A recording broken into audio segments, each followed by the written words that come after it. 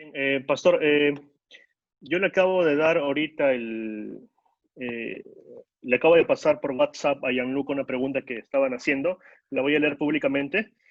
Ok. Los datos sobre los cuales se alza el sistema bíblico adventista, es decir, la sola escritura, no puede ser evaluado fenomenológicamente para considerar su validez, porque si los datos bíblicos se autentican a sí mismos y se corrigen a sí mismos orgánicamente, ¿no cree que pueden considerarse como una fuente de datos que haya su validez en sí misma sin tener correspondencia ontológica, convirtiéndose así en un círculo vicioso que haya validez en sí misma?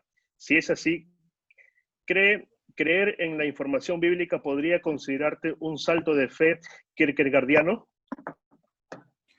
Bueno, hay varias preguntas respecto de eso, y hay varios aspectos a esa pregunta. La fe kierkegaardiana no es la fe bíblica, para empezar. La fe bíblica no es un salto al vacío, de ninguna manera. La fe viene por el conocer y el conocer de la palabra de Dios. Ahora, es decir, eso es una fe basada no en el conocimiento, sino en la confianza del ser que promete. Es decir, la fe bíblica es tener confianza de que Dios promete y Dios cumple lo que promete, ya sea en juicios o en ayuda. Y hay una cantidad impresionante de promesas en la Biblia que nosotros podemos comprobar mediante el reclamarlas, mediante la oración, y Dios las cumple. Eso yo lo he visto en mi vida y no es un círculo vicioso, sino que en realidad es un círculo, I don't know, es un círculo creciente, es un círculo que se va desarrollando y que se va profundizando. ¿Se pueden leer las verdades bíblicas fenomenológicamente? Sí, claro, depende de qué es lo que nosotros consideramos ser fenomenológico, pero básicamente fenomenológico, yo entiendo, es un estudio de lo que la Biblia dice en base de lo que la Biblia sostiene como realidad, sin imponerle presuposiciones que no estén compartidas por los hechos y los eventos y las revelaciones bíblicas. O sea que sí, no es un círculo vicioso, es un círculo creativo. Inclusive eso es lo que pasa, es el círculo hermenéutico, es el círculo del conocimiento. Es decir, es simplemente yo voy a algo y lo leo, o yo voy a una persona y converso, y siempre tengo presuposiciones en mi mente que vienen de lo que yo tenía antes, y por lo tanto empiezo a entender lo que esa persona me dice a partir de lo que yo tengo en mi mente.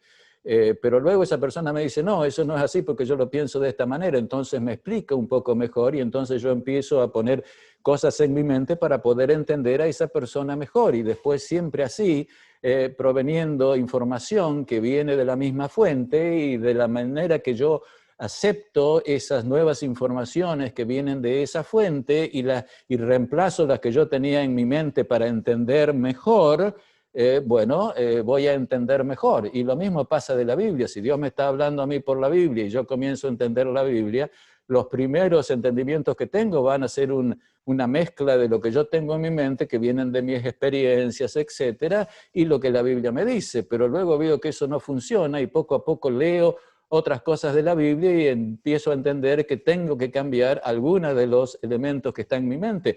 En mi mente yo empecé pensando de que Dios era atemporal, pero cuando empecé a tratar de poner esa temporalidad de Dios para leer la Biblia, me empecé a dar cuenta que empezaba a contradecir y cambiar todo el significado de la Biblia, así que tuve que sacar esa presuposición y poner otra. Es decir, las presuposiciones no vienen con nosotros y no son inamovibles, son movibles y son cambiantes. Esta parte del proceso del funcionamiento de la razón que nosotros tenemos como seres humanos. Es parte del sistema, en comparación a las computadoras, de aplicaciones que nosotros tenemos. El cerebro es el hardware, es la maquinaria, y las ideas son las aplicaciones. Y para entender diferentes cosas a través de la misma computadora tenemos que ir cambiando las aplicaciones y esas aplicaciones las tenemos que subir de la Biblia a partir de lecturas fenomenológicas y cuando la vamos cambiando vamos entendiendo mejor. Eso es simplemente una descripción del proceso histórico del razonamiento humano por el cual nosotros funcionamos en todas las áreas de la vida. Gracias, pastor. Aquí otra pregunta. Pablo nos dice que en 2 Corintios que nos reconcilió, un evento pasado, consigo mismo por Cristo. Esa reconciliación apuntaría al evento de la cruz del Calvario. Allí se firmó la reconciliación. Entonces, ¿a qué se refiere cuando usted menciona que estamos siendo partícipes de la reconciliación en Cristo? ¿La reconciliación es una obra que acaba en la persona de Cristo o es una obra en proceso y se incluye nuestra participación en esa reconciliación? Bueno, no me acuerdo exactamente el texto, pero Pablo dice que Dios nos reconcilió en sí mismo y sin embargo nos llama a nosotros a ser partícipes del ministerio de reconciliación. O sea que son las dos cosas, no es que Cristo la terminó, sino Pablo no nos llamaría a nosotros a ser ministros de reconciliación, clamando al mundo que nos reconciliamos con Cristo. Cristo reconcilió al mundo. Eso de paso es parte de la riqueza de la doctrina de la salvación que hay en el Nuevo Testamento. Nosotros no hemos desarrollado la doctrina de la salvación, simplemente discutimos algunos textos de la justificación por la fe y que la justificación por la fe es completa o no es completa, pero la riqueza de términos, es más, en el inglés está el atonement, y atonement es todo, pero atonement en la Biblia no aparece esa palabra, y aparece un montón de otras palabras, de los cuales reconciliación es una parte, después está redención, después está la liberación, hay como 4 o 5 o más palabras que están hablando acerca de distintos elementos que son necesarios para que entendamos el proceso de la salvación como en cuanto involucra la relación de Cristo y varios elementos de la relación de Cristo, porque claramente la salvación no está hecha en la cruz y ya se acabó. Dios hizo todo lo que tenía que hacer. Obviamente eso no es lo que la Biblia dice, ni es lo que pasa. Esa es una teoría que alguno puede esgrimir para aducir que se tiene completa salvación porque ya se ha hecho todo ahí. Es real, hay ciertas cosas que se hicieron, se han terminado, se han hecho de una vez para siempre, no son repetitivas y el mundo ha sido salvado, la pena del pecado ha sido dada para todo el mundo, para los que se salvan y para los que no se salvan. Cristo murió y ha pagado la pena que nosotros deberíamos pagar por el pecado que ya hemos cometido, no por lo que vamos a cometer. Eso es así, pero eso no es solamente lo que Dios hace, es la obra que se hace a través del Padre y se hace a través del Espíritu Santo para traernos a Cristo, para que Cristo pueda entonces transformarnos a su imagen y pueda perdonarnos. Es un esfuerzo de toda la Trinidad que va durando toda la historia de este mundo y que se da a través de toda nuestra historia, del cual la cruz es el centro y del cual hay varias palabras que a mí me gustaría muchísimo poder tener el tiempo de sentarme y estudiar en detalle para poner toda esa información que se relaciona directamente también con la espiritualidad.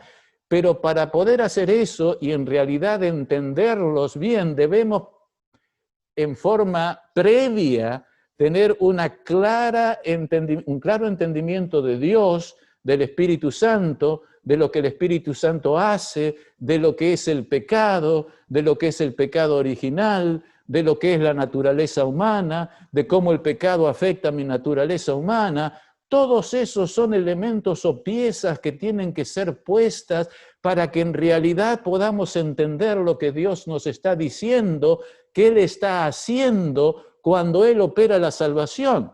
Si hacemos eso, entonces, como preguntaba Douglas, ahí podemos saber qué es lo que tenemos que hacer en nuestro ministerio y en nuestra adoración, y no estaríamos simplemente copiando cosas de otros sin tener ninguna iluminación si lo que estamos haciendo está de acuerdo a la voluntad de Dios o no, de acuerdo con la Biblia, es decir, de acuerdo con el principio de la sola Escritura. Por lo tanto, específicamente, sí, la La reconciliación fue hecha de la raza humana entera por Cristo y la cruz. Dios reconcilió al mundo, pero no lo va a salvar. Para que se salve, el mundo tiene que reconciliarse con Dios, y para que se reconcilie con Dios, nosotros tenemos el privilegio de ser llamados como miembros de iglesia para llevar ese mensaje que va a unir al pueblo de Dios y que va a llevar a la vindicación del nombre de Dios. Bueno, no quiero meterme en vindicación, es decir, que va a llevar a la unidad espiritual de Dios, y que va a vindicar a Dios en el sentido que va a atraer a esas personas que están afuera adentro, los va a reconciliar, porque si el mundo no se reconcilia con Dios, no se va a salvar, a pesar de que Dios reconcilió al mundo con él. Es lo mismo que Dios murió por todo el mundo, pero el mundo no se va a salvar si el mundo no se entrega a Dios y a su voluntad, es decir, si no acepta la ley como la regla fundamental de la vida y de la espiritualidad, de reflejar a Dios, a su ley espiritual y a su carácter.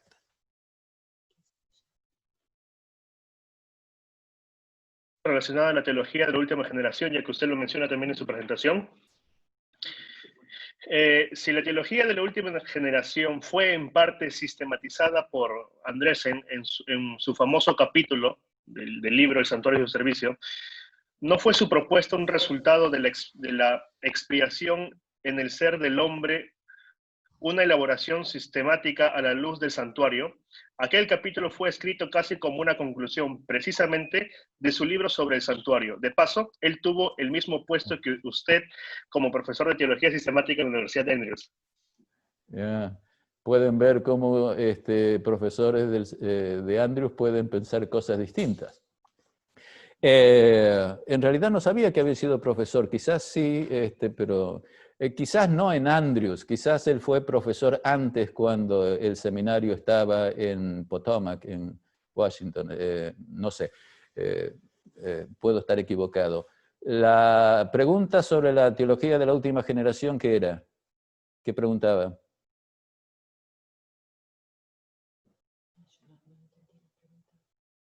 ¿Me puedes repetir la pregunta sobre la última que me hiciste? Sí, ¿no fue la propuesta de Andresen un resultado de la expiación en el ser del hombre, una elaboración sistemática a la luz del santuario? No creo que haya sido la luz del santuario. Siempre eso me llamó la atención, porque él es conocido por el santuario y es conocido por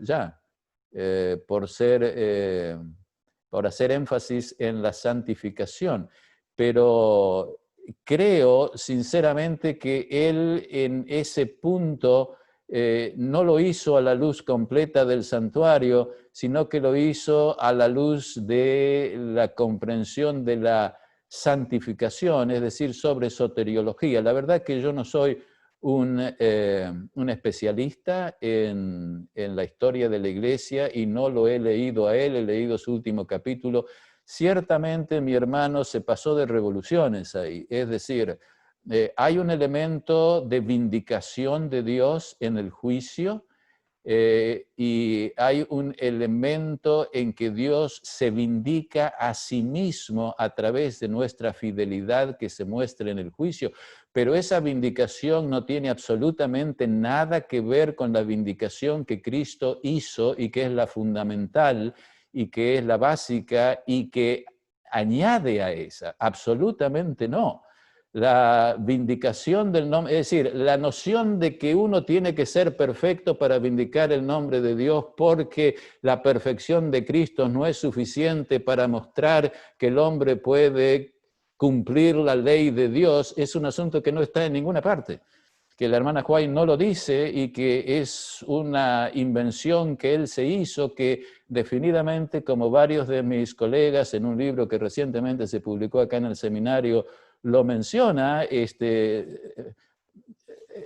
denigra y minimiza lo completo de la acción no solo sustitutiva de Cristo, pero de el vencer a los poderes del enemigo. Para siempre ha sido comprobada que la ley de Dios puede ser cumplida por un ser humano, porque Cristo como ser humano y como segundo Adán lo cumplió. De ahí en adelante, la hermana White dice que el tiempo sigue porque hay cosas que tienen que ser comprendidas respecto del mal, de lo que el mal involucra, de lo que involucra la rebelión de Satanás, que todavía no ha sido entendida por los seres humanos y no han sido entendidas por los seres de otros universos, y por razón del hombre y de otros seres, para que no se levante más por segunda vez este asunto de la maldad, es que la historia del mundo tiene que seguir para demostrar la maldad de Satanás y no para vindicar a Dios. Ahora, Dios se vindica en mostrar que Satanás es malo y que lo que él propone no lleva nada bueno y lleva a la destrucción. Es decir, en cierto sentido, al mostrar esas cosas, el plan, la sabiduría, la misericordia de Dios, la bondad de su ley quedan magnificados por mostrar lo vil y lo impracticable e imposible resultados de lo opuesto. Y eso es lo que nosotros estamos viendo en este momento. Pero no me animaría a decir, volviendo a la pregunta, que es una aplicación del santuario. Y si fue una aplicación del santuario, muestra que uno puede aplicar los elementos del santuario en forma errónea, básicamente, y en forma errónea porque no incluyó todos los elementos del santuario y de la Biblia y de lo que la Biblia revela acerca de Dios, inclusive todas las cosas que la hermana White revela, porque hay ciertas cosas que la hermana White revela que no permiten ese tipo de interpretación. Eso es respecto de la vindicación de los seres perfectos al final del tiempo. Y después viene todo el asunto del vivir sin pecar. Y hay algunos que dicen que podemos vivir sin pecar, otros no. Yo diría, esperemos que lleguemos allá y veamos lo que pasa. En forma específica, todos nos salvamos de acuerdo con el mismo plan y todos nos entregamos completamente. Me parece a veces, y yo iría por ese lado, que una de las cosas que nos falta a nosotros para entender qué es esa perfección de la cual se habla para gente que tanto es antes o después del fin del tiempo de gracia, es que nosotros no tenemos una soteriología, es decir, no tenemos una comprensión específica de lo que es el pecado, la naturaleza del pecado, cómo ese pecado es parte de nuestra naturaleza, qué es nuestra naturaleza. Hay una cantidad de preguntas que los que llegan a estas conclusiones las saltan por arriba y desgraciadamente me parecen que tienen una visión sumamente superficial de lo que es el pecado, sumamente superficial. A mí me parece que, bueno, si yo no trabajo en sábado, ya tildo perfecto en eso, ya cumplo esto, y si no me adoro frente a las estatuas de Shiva, no tengo Dios ajeno, y cosas por el estilo. No digo que sea así, pero creo que hay una diferencia muy grande entre la forma como algunos de ellos que dicen que se puede vivir perfectamente, se puede vivir perfectamente sin trabajar en sábado. Todo depende a qué perfección uno se refiere. La perfección espiritual profunda no creo que nunca nadie la tenga y siempre va a haber eso. Claro, los que están al final no van a estar rebelándose contra Dios. Ya va a haber llegado un momento en que cada uno de nosotros nunca jamás va a apartarse de Dios. Pero que no va a haber algo que sea pecaminoso, yo todavía personalmente creo que antes de decir sí o no, necesito mucho más información bíblica de la hermana White, y mi sospecha es de que no hay una impecabilidad total y perfecta, sino que es relativa a las dimensiones en las cuales yo me encuentro en ese momento de mi vida. Pero esa es mi opinión personal. Compartir el audio con el doctor Miguel Patiño. A ver. Muchas gracias, doctor Canale. Un placer saludarle. Gracias por la excelente presentación. Hemos disfrutado las presentaciones del doctor Tim, del doctor Graf y la suya. Muy agradecido por ello. Doctor Canale, es una misma pregunta solicitando 4 respuestas o consejos de su parte. ¿Qué puede hacer el miembro de iglesia, el estudiante de pregrado, de licenciatura en teología, el estudiante de maestría y el profesor de sistemática para contribuir a los desafíos que ustedes atinadamente han presentado, que encontramos en la articulación del mensaje y las doctrinas adventistas distintivas? Bueno, en primer lugar, estar convencido que esto es absolutamente necesario, y yo creo que lo es. Sí, y para eso habría que tener reuniones, yo diría en la iglesia, el sábado de tarde, viernes de noche, durante la semana, en grupos de gente que está interesado, en el cual se vean estos desafíos y se comience a estudiar ciertamente y seriamente la Biblia. Lo mismo debería pasar entre los pastores. Los pastores deberían dejar de pensar que todas las soluciones están en la música y en decirle a todo el mundo que todo está bien, para pasar a decirle, miren, hay cosas que no están bien, pero que pueden ser solucionadas porque básicamente ha sido un descuido del estudio de la Biblia a la luz del espíritu de profecía o de la Biblia solamente, y debemos volver a los elementos fundamentales. Y yo creo que lo que usted presenta es absolutamente fundamental. ¿Quién va a hacer esto? Van a ser los jóvenes, no van a ser los viejos. Nosotros los viejos ya lo tenemos todo solucionado y no vamos a cambiar, es decir, es parte de la naturaleza humana. Yo les presento todas estas cosas porque las aprendí cuando era joven y me convencí en el camino. Pero los que están siendo jóvenes son los que ven todas estas cosas, y yo pienso que al haber tantas voces contradictorias en la iglesia, tiene que haber un grupo de jóvenes ahí, como el grupo original de los que crearon la Sociedad de Jóvenes de los Adventistas, que dije, dejemos todas estas cosas y vayamos a la Biblia, estudiemos la Biblia, veamos cuáles son las ideas que se están filtrando, por qué está pasando en la adoración. Es eso lo que tiene que pasar. Otra cosa muy importante es cómo nosotros hacemos entrar a la gente a la iglesia, el bautismo, la catequesis, como dirían los católicos, de a qué punto, qué tipo de información se tiene que tener al entrar a la iglesia. Porque recuerdan, si una persona entra y dice, ¿crees en Jesús? Sí, creo en Jesús, Jesús murió por ti, ya está salvo, entra en la iglesia, y esa es la forma como va a quedar todos sus días. Lo que tenemos que hacer es tener esos grupos, que yo llamaría grupos de investigación sola escritura, que tienen que darse a diverso nivel. Yo creo que tendría que haber un grupo en la división. Yo creo que la división perfectamente puede crear un grupo de esto con representantes. De paso, tiene que ser un grupo de representantes no solamente con sistemáticos, no. Tiene que haber exégetas, tiene que haber administradores, tiene que haber sistemáticos, tiene que haber gente de la misiología, tiene que haber historiadores, y eventualmente se tiene que llegar a fundamentar todos los principios, es decir, los pilares del adventismo, en función de las presuposiciones macrohermenéuticas, porque fíjense, todas las ramas y actividades de la iglesia tienen que funcionar con los mismos principios, con los mismos presuposiciones macrohermenéuticas, pero después de eso, cuando empecemos a tener esa unidad, y esa unidad tendría que ser mundial, a nivel de las universidades y de las instituciones educativas, donde estamos formando a nuestros jóvenes a pensar y a crear, después debiéramos tomar las mismas presuposiciones para organizar el propósito de las universidades.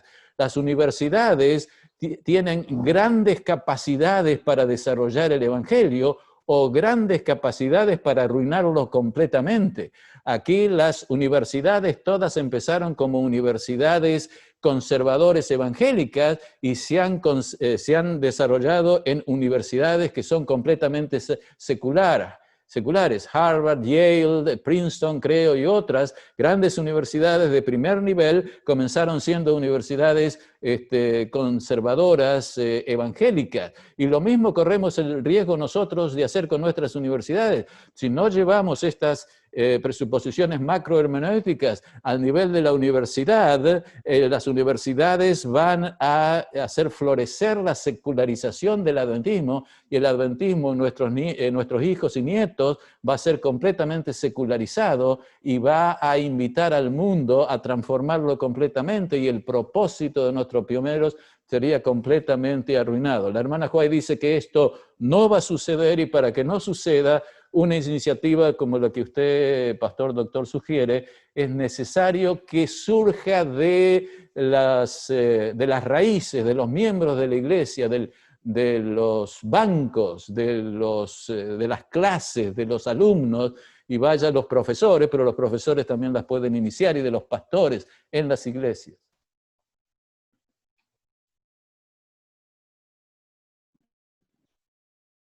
Una vez más. Aquí tengo otra pregunta, pastor.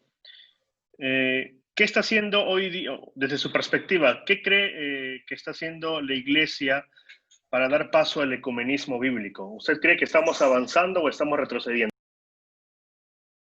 Bueno, si el no hacer nada es retroceder, estamos retrocediendo.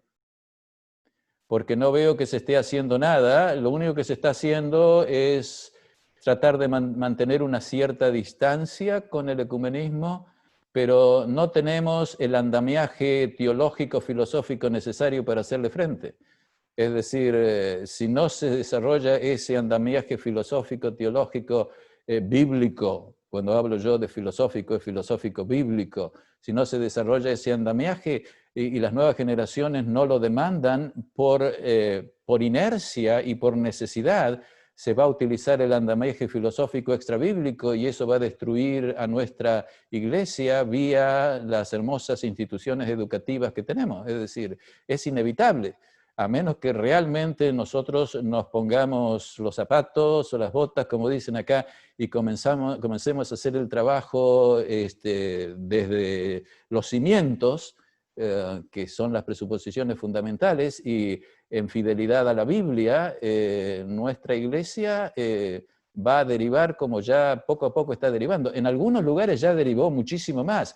En Sudamérica creo que eso todavía no se ha dado. Aquí en Norteamérica esa derivación está muchísimo más avanzada, muchísimo más avanzada.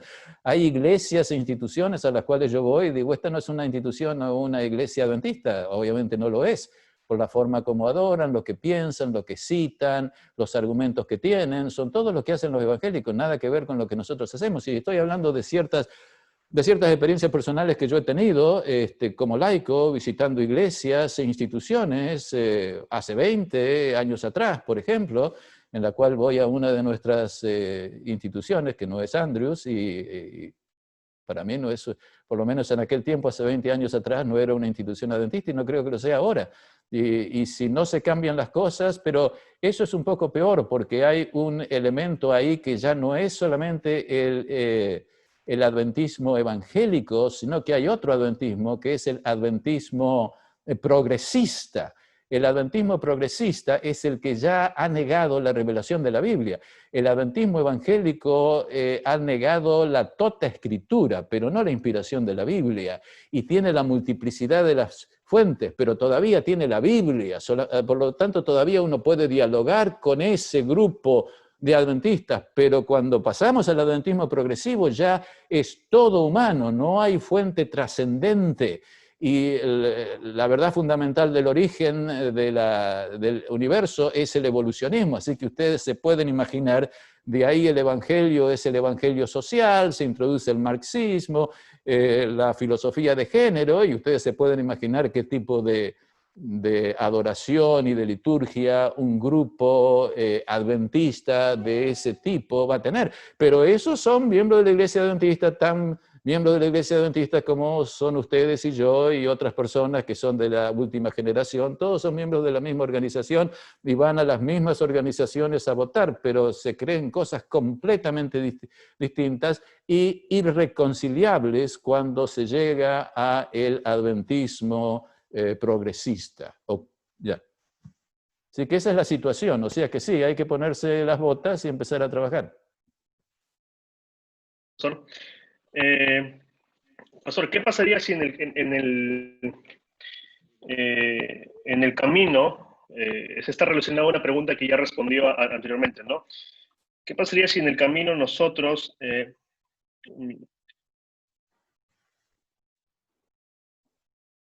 nos revela una forma de replantearnos la teología actual? ¿Qué pasa si, como en la época de Elena G. White, esta verdad a ser clamada, anunciada, es distinto a lo que nosotros creemos hoy en día? Obviamente cambiaría todo nuestro sistema, lo que estamos creyendo. ¿Usted cree que la iglesia, habría fragmentación de iglesia? Bueno, la fragmentación de la iglesia ya existe. Y no se necesita eso, ya eso ha pasado. Es decir, la iglesia adventista está fragmentada en fragmentos completamente irreconciliables, que son el modernista o progresista, el evangélico, y luego un grupo que queda ahí bíblico sin un sistema muy definido, pero ya está fragmentado. La única posibilidad es no que se fragmente, sino de que se supere la fragmentación mediante la recuperación del sistema de los pioneros. Si el sistema de los pioneros no es recuperable, entonces el adventismo habría llegado a ser simplemente un punto que pasó en la historia del cristianismo como algo sin sentido, que yo creo que no es absolutamente, es el proyecto teológico más fiel al Antiguo Testamento y al Nuevo Testamento que ha existido desde que Cristo y los apóstoles llegaron a este mundo. Eso es completamente claro y se basa en los principios filosóficos. Los principios filosóficos ya han sido alterados y ya se ha producido la fragmentación de la iglesia. Eso no es algo que podrá darse en el futuro, ya se ha dado. Lo que puede darse en el futuro es la recuperación de ese sistema original, y eso es lo que yo estoy proponiendo. Y creo que es recuperable y va a ser recuperado porque tiene el poder de Dios atrás de él. Dios va a poner su poder atrás de él. Los otros sistemas tienen el poder del otro poder, del poder que está contra la Biblia. Y simplemente eso se va a demostrar y va a llegar a ser claro. Este es el momento de la decisión. Ustedes están en el mundo en este momento y yo estoy en el mundo en este momento. Yo sé que esta es la verdad, porque sé que el Cristo, el Dios, vino a esta tierra y se ha revelado en esa estructura que es completamente coherente en el Antiguo y en el Nuevo Testamento, y nadie la ha descubierto porque han traído ideas de fuera de la Biblia que son filosóficas para destruirlas, que pensaron a generarse ya mientras Cristo estaba en este mundo. Y esos son aquellos que tenían el espíritu del anticristo y que estaban introduciendo la filosofía griega para completamente erradicar la verdad de Cristo en este mundo. Pero el Señor ha levantado un pueblo que va a responder a las verdades de la Biblia, que Cristo las trajo y las reordenó. Ese es el mensaje del adventismo.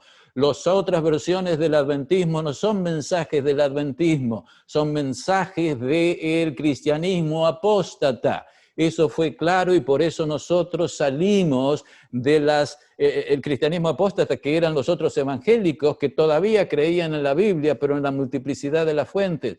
Por lo tanto, la única puerta abierta a nosotros no es la fragmentación, sino es la unificación. Tenemos que trabajar en la unificación. Es necesario que nos despertemos a entender la fragmentación para entender la urgencia que tiene el ponerse a trabajar en el proceso de unificación bíblica, no solo del adventismo, sino también de la cristiandad en general, porque nosotros somos los llamados a llamar fuera del mundo a todos los otros cristianos que han entendido la Biblia a pesar de los sistemas donde ellos han sido educados.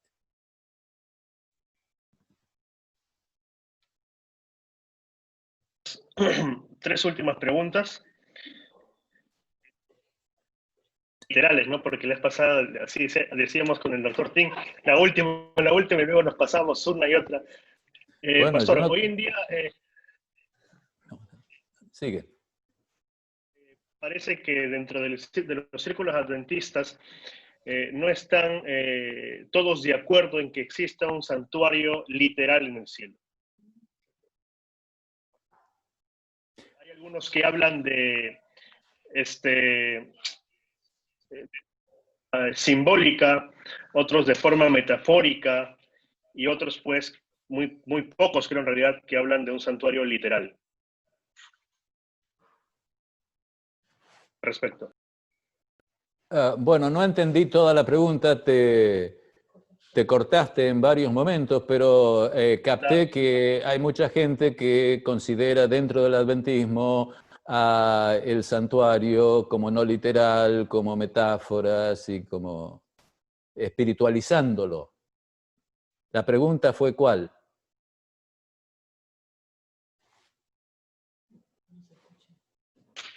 Ok. ¿Ahora me escucha? Sí. Ya. ¿Qué podría decirnos al respecto? Porque no hay definitivamente un compromiso entre ellos, ¿no? Hay prácticamente tres posiciones que he podido leer recientemente, la metafórica, simbólica y la literal. Hay pocos entre ellos uno Richard Davidson y probablemente usted también, el doctor Graf, etcétera, que creen que hay un santuario literal en el tiempo, pero hay otros que definitivamente dentro del adventismo que no. Para usted, qué cree que haya llevado a esos individuos como Gerhard Vandal, por ejemplo, a no creer en un santuario literal en el cielo? No sé, Vandal lo considero una gran persona, miembro del BRI, yo estimo muchos al BRI, no sé lo que piensa el doctor Vandal acerca de esto, pero si cree que no hay un santuario literal en el cielo, está siendo víctima de presuposiciones filosóficas griegas que han sido canalizadas por escritores, diríamos, sistemáticos o exegéticos en argumentos, y a partir de argumentos él puede haber llegado a conceder eso, lo cual es muy peligroso y es muy destructivo, no debería hacerlo, se debería reconsiderar. Hay un santuario en el cielo, el santuario tiene fases, hay fases soteriológicas, hay fases que no son soteriológicas cuando la soteriología no había comenzado y cuando comenzó en la fase soteriológica, el santuario existió soteriológicamente sin el edificio por algún tiempo. En tiempos de Abraham había sacrificios pero no había edificio. Es decir, la estructura siempre estuvo presente y el pacto siempre estuvo presente, pero históricamente se fue desarrollando, se fue acumulando a partir del tiempo. Es decir, yo quisiera alguna vez, no sé si alguna vez voy a vivir tanto como para escribirlo, pero una obra que se llame Dios y el tiempo, en el cual uno pueda ir desarrollando todos estos temas. Pero ciertamente hay un cielo, ciertamente el cielo es espacial y temporal, ciertamente el cielo es una parte de este universo y ciertamente en el cielo hay un lugar en el cual Dios se relaciona con los seres humanos y ciertamente ese lugar donde Dios se relaciona con los seres humanos es el santuario en el cual nos veremos a Dios cara a cara. Y eso es absolutamente imposible para los sistemas evangélico y católico, porque el sistema evangélico nunca cambió los fundamentos filosóficos de los católicos tomados de Platón y de Aristóteles y de Agustín. Eso es claro en la historia. Por lo tanto, los evangélicos siempre están atados a esos principios. Y nosotros, al no estar educados en filosofía y en teología sistemática, no los vemos y entonces simplemente empezamos a argumentar cosas a un nivel superficial sin darnos cuenta que los argumentos tienen sentido, porque detrás del simbolismo y detrás de lo metafórico hay un cambio total en la comprensión del cristianismo que requiere que Dios actúe en formas que son inconsistentes con la historia y por lo tanto anulan la totalidad de la Biblia. Y eso es lo que los evangélicos se están comenzando a dar cuenta y por eso es que se están uniendo sin mayor problema y se continuarán uniendo a los católicos, que son los que han desarrollado este sistema con la mayor profundidad y la mayor erudición filosófica y teológica. Esa es la verdad. No creo que eso sea lo que ha hecho mi amigo el doctor Fandel. El doctor Fandel está muy lejos de todo esto que yo estoy diciendo, absolutamente. Pero en el conceder ese poquitín ahí, aun cuando haya argumentos, abre la puerta para todo ese otro desastre que viene atrás. Y de paso no es una descripción correcta de lo que en realidad sucede, es decir, está asumiendo que la realidad del cielo es diferente a la que la Biblia lo revela. Profesores, últimamente algunos estudiantes vienen señalando que nosotros deberíamos continuar el mensaje de la justificación por la fe tal cual lo concibió Lutero. Y la pregunta es... ¿Es correcto? ¿Nosotros deberíamos continuar el mensaje de la justificación tal cual lo enseñó Lutero? La respuesta es no, pero el que dice eso ya está pensando como Lutero, es decir, ya está en el camino de ser un adventista evangélico, es decir, va a encontrar un montón de otros. La respuesta es no, no la tenemos que hacer como Lutero. ¿Por qué? Porque Lutero no entendió todo. ¿Por qué? Porque él era un católico agustiniano que entendió los textos de la justificación por la fe en un contexto filosófico ontológico que involucra la acción de Dios en la justificación y la recepción de esa acción en el hombre, que son completamente incorrectos porque no son la interpretación de la realidad humana tal como la realidad humana es. Es decir, si vamos a la filosofía, nos vamos a dar cuenta que en la filosofía la forma como Dios y el hombre fueron entendidos en la filosofía clásica está completamente revertida en la filosofía contemporánea, particularmente la filosofía hermenéutica y posmodernista a partir de Heidegger y los existencialistas. Hay una diversidad completa, y ¿por qué uno tiene que atarse a la filosofía humana que dice eso y no a otra filosofía humana que dice otra cosa? Es decir, nosotros los cristianos tenemos que ir a buscar la filosofía de Dios. El apóstol Pablo habla de que nosotros hablamos la filosofía de Dios, la sabiduría de Dios, la sabiduría del Espíritu de Dios que está en la Biblia. Tenemos los libros de Wisdom y sabiduría en el Antiguo Testamento. Hay una sabiduría y una filosofía de Dios. Ahí es donde nosotros tenemos que ir. Y el tratar de interpretar la justificación por la fe en tiempos de Lutero estuvo perfecto. Lutero es el gran hombre que se paró frente a un imperio en aquel tiempo y tuvo la frente para decir: aquí estoy y convénzame. Amén. No hay otro como Lutero. Es extraordinario. Pero Lutero, cuando continuó, él continuó entendiendo eso a partir de presuposiciones incorrectas. No tenemos por qué continuar eso. Fue grande en decir: no, no hay mérito, es sin mérito. Todavía eso es verdad. Nuestra salvación es sin mérito. Nuestra interpretación no va a decir que nuestra salvación es meritoria. En eso Lutero estuvo perfectamente bien y nunca va a ser cambiado. Pero la forma en que no es meritoria y cómo nosotros experimentamos eso en la santificación ha sido, tiene interpretaciones en la Biblia que son completamente distintas y que no fueron integradas por Lutero ni siquiera por Wesley. Y eso es algo que nosotros hemos podido integrar porque tenemos ese descubrimiento de los pilares del adventismo y de entender a Dios y al hombre como un fenómeno histórico. Ese es la única iglesia de naturaleza mundial que tiene un evangelio completamente más profundo, diferente, que lo amplía, lo hace más atractivo, más poderoso para cambiar que los otros. Los otros son elementos que lo único mejor que tiene el evangelio de Lutero es que le dice: ya estás salvo y no te preocupes y vas directamente al cielo. Pero cuando vas y lees la letra chiquita, sabes que, y bueno, vos no sabés si vas al cielo o no, porque eso depende de la predestinación y nadie sabe que está predestinado, o sea que en realidad te va a dar una inseguridad total. Además, pensar de que el que no está predestinado va al infierno, y claro, el infierno también es una doctrina que no es bíblica, es decir, solamente alguien que quiere esconder su cabeza como el avestruz y no ver todo lo que ha ido sucediendo, el fenómeno histórico, como nada que llega a descubrirse teológicamente es perfecto ni completo, y que ese elemento de llevarlo a una mayor, diríamos,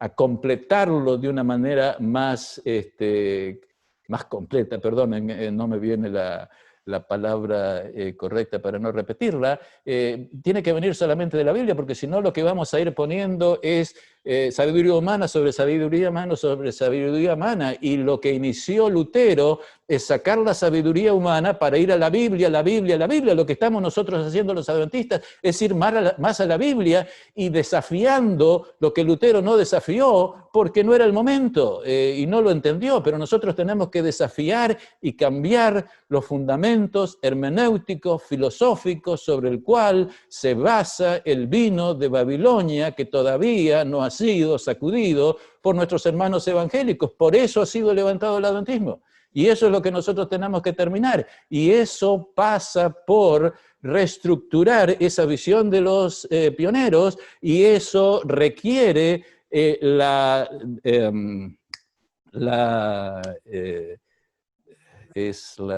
se me fue la palabra, pero es la desconstrucción de la filosofía griega y la construcción de la filosofía bíblica, y a partir de eso, de la teología y del ministerio y de la misión y de la adoración en base de lo que la Biblia presenta. Eso es lo que nosotros tenemos que hacer, en mi humilde opinión, que no estamos haciendo.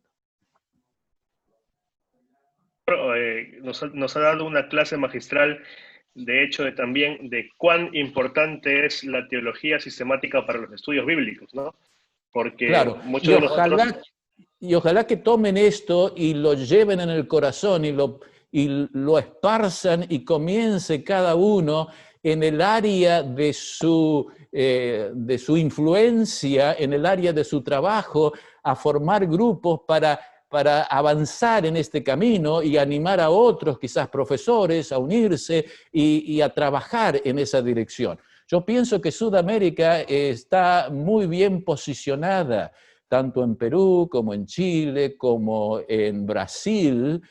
Tiene mucha gente muy capacitada en este nivel, también en Argentina, Bolivia, supongo Ecuador, no conozco tanto esos países, pero hay mucho, diría, hay un gran número de personas capacitadas con el ambiente institucional que les permitiría desarrollar esto y liderar el movimiento adventista a no solamente a volver a los pioneros, sino a avanzar mucho más lejos que ellos, para traer esa unidad a la iglesia. En septiembre creo que voy a tener una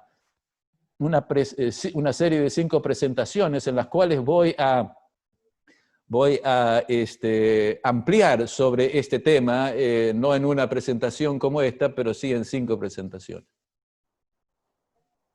Aquí viene la última pregunta ya para cerrar, pastor. ¿Qué materiales recomienda para estudiar la realidad del santuario y su doctrina como principio articulador adventista?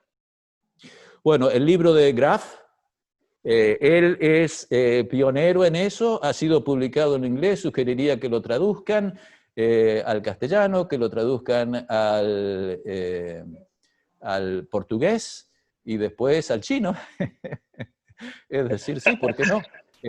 A todas partes, porque él ha tomado estos elementos que yo he comentado con él hace años atrás, y cuando hizo su doctorado eligió hacer esto.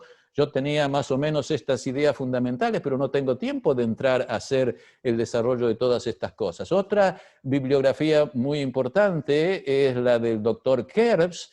El doctor Kerbs ha escrito un libro sobre el pensamiento bíblico, y ha terminado de escribir otro, está en castellano, que termina de analizar la forma como el pensamiento griego determinó las presuposiciones macrohermenéuticas del cristianismo a través del tiempo en la Iglesia Católica, en los evangélicos y después ahora en el segundo volumen en las nuevas versiones del catolicismo, el Concilio Vaticano II, el nuevo catolicismo y también la Iglesia emergente, mostrando en claridad lo que yo acá simplemente les estoy diciendo que existe. Él ha ido a las fuentes filosóficas y teológicas para explicitarlos. Me han preguntado qué bibliografía. Muy importante. Luego, todos los escritos de la hermana White también hacen, pero no hay muchos escritos, también lo que yo he escrito, pero desgraciadamente muchas de esas cosas están en el idioma inglés. Pero pienso que habrá, como lo que hizo el doctor Graf, muchos otros que comiencen a trabajar, por ejemplo, en el principio epistemológico. Yo hice algún trabajo en la revelación y la inspiración. Hay un libro sobre revelación e inspiración desarrollado sobre esta base que ha publicado la Universidad Adventista del Plata. Hay un libro que también hice sobre elementos básicos de teología, publicado también por la Universidad Adventista del Plata, que han sido publicados también y traducidos al portugués, perdón, y no me vienen otros libros. El libro que ciertamente va a ser un libro de consulta para todo pensamiento filosófico, va a ser el libro del doctor Davidson acerca del santuario, donde él va a poner todas las cosas en su contexto bíblico del Antiguo Testamento, del Nuevo Testamento. No lo he leído, pero me dicen que es una obra magistral. En fin, eso me viene a la mente ahora. Para los que preguntan, yo tuve la oportunidad de leer el manuscrito del doctor Davidson cuando él estuvo aquí, en Perú, y su trabajo es un excelente trabajo, ¿no? En el trabajo en Word tiene 1000 páginas. ¿Qué trabajo te refieres? El libro de Davidson que usted menciona. Oh, de Davidson. Ok, ya. Que puede haber hasta ahorita. Pastor, gracias por el tema de hoy, del día de hoy. Creo que muchos hemos aprendido sinceramente de usted, de su experiencia. Estamos como iglesia muy agradecidos. Y sí, en el mes de septiembre lo vamos a tener con 5 charlas. Falta definir los días nada más, pero le pedimos que, así como se ha preparado bien, con esa sinceridad, honestidad con la que puede expresar sus ideas, van a ser bienvenidas también para esa fecha. Y a los demás oyentes, mencionarles que ya a partir de la próxima semana, a partir del miércoles, vienen ya los estudios exegéticos bíblicos, ¿no? Porque si se han dado cuenta, las 4 ponencias hasta el día de hoy nos hemos centrado en la parte sistemático-histórico para centrar las bases, y ahora vamos a ir pues a la parte que corresponde netamente la exégesis bíblica con los ponentes que ya ustedes han visto por redes. Doctor, una vez más, gracias. Agradecerle también a Gianluca, Silvia, porque yo sé que ellos han estado atrás de ellos. Muchísimas gracias porque han permitido que esto sea realidad, ¿no?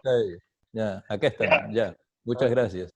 Gracias a ustedes por darnos la oportunidad de compartir y deseamos que Dios los bendiga ricamente en la obra que ustedes están haciendo por Él en aquella parte del mundo. Para terminar, y de paso también aquí despedir el sábado, ¿verdad? Oremos, por favor. Amante Padre que estás en el cielo, gracias Señor porque nos das el don de la vida y también porque has permitido que un grupo de tus hijos el día de hoy nos podamos reunir para escuchar al doctor Canale y para escuchar y aprender de tu palabra. Gracias por el conocimiento, la sabiduría que le has dado, que le has proporcionado, y por favor te pedimos que le des más años de vida para que pueda seguir sirviendo a tu iglesia. Quédate con nosotros, Señor, y acompáñanos con tu Espíritu Santo en el resto de la semana. En el santo nombre de tu amado Hijo Cristo Jesús. Amén. Amén.